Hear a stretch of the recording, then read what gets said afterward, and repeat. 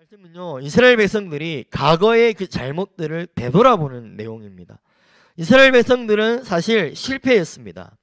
그러나 하나님께서는 이스라엘 백성들을 버리지 않으시고 끝까지 붙드셔서 결국 약속의 땅으로 인도하십니다.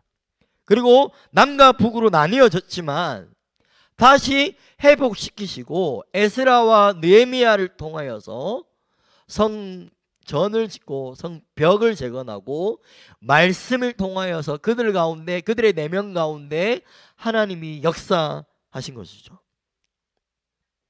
여러분들이 말씀 한 절 한 절 읽을 때마다 우리의 삶이 이렇게 인도하심을 받았다라는 것을 기억하고 우리도 늘 감사하기를 바랍니다.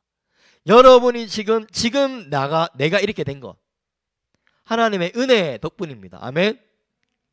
하나님의 은혜가 있었기 때문에 지금의 내가 있는 거예요.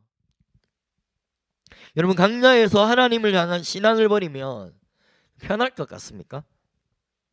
하나님의 말씀을 지키는 것을 포기하면 좋을 것 같습니까?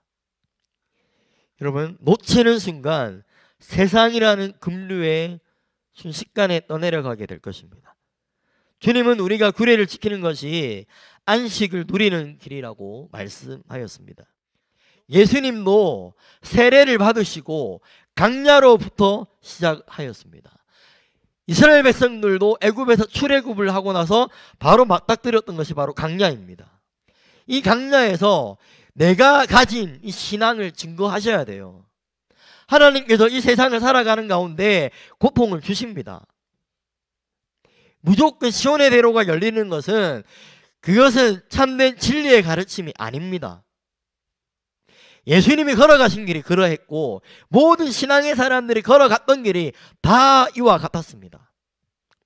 우리는 주님이 주시는 이 테스트를 통과하셔야 되는 거예요.